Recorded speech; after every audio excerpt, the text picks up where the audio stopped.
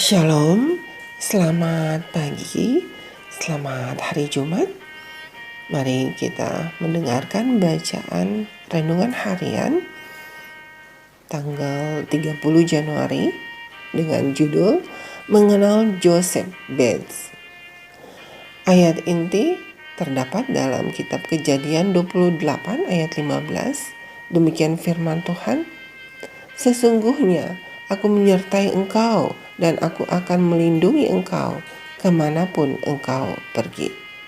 Mari kita mendengarkan uraiannya. Joseph Bates adalah tokoh inti pada periode awal gereja Masehi Advent hari ke-7.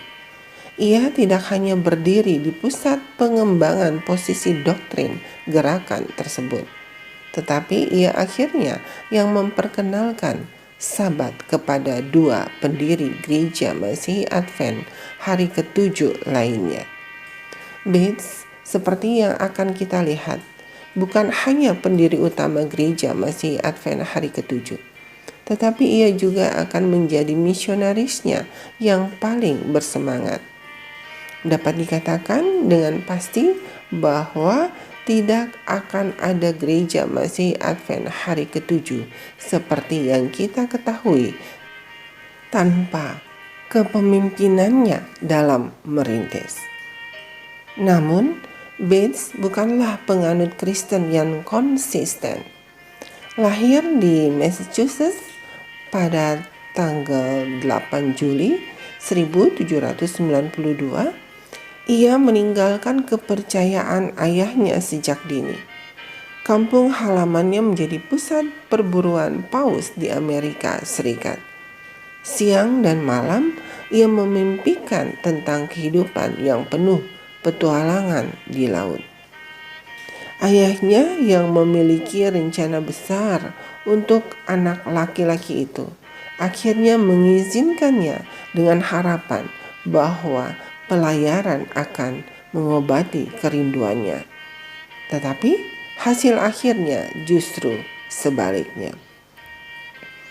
Pada Juni 1807, tepat sebelum ulang tahunnya yang ke-15, Joseph berlayar sebagai anak kabin dalam sebuah pelayaran di Eropa. Pengalaman awalnya di laut seharusnya telah membuat orang yang agak pemalu ini menyerah dan menghentikan mimpinya lalu pulang ke rumah. Misalnya dalam pelayaran pulang dari Inggris, pelaut muda itu jatuh dari salah satu tiang layar ke laut di dekat seekor hiu besar yang sedang dipancing oleh beberapa temannya. Jika saja makhluk itu tidak mengubah posisinya saat itu, maka karir Bates sebagai pelaut sangatlah singkat.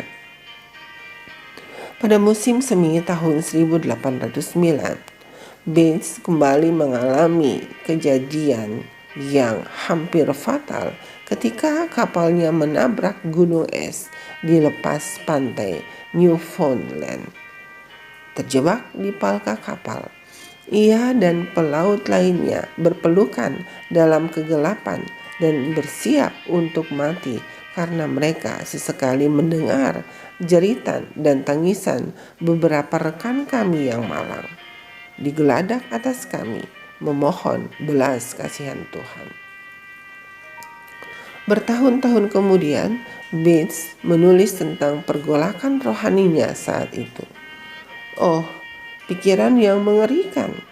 Di sini untuk menyampaikan pertanggungjawaban saya dan tenggelam bersama kapal yang karam ke dasar lautan, begitu jauh dari rumah dan teman-teman, tanpa sedikit pun harapan akan surga.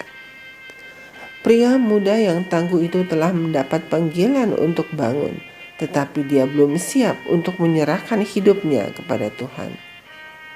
Kita dapat bersyukur bahwa Tuhan tidak menyerah, dan kebenaran yang menjadi berkat adalah bahwa Dia tetap bekerja, bahkan untuk orang-orang yang kita kasihi.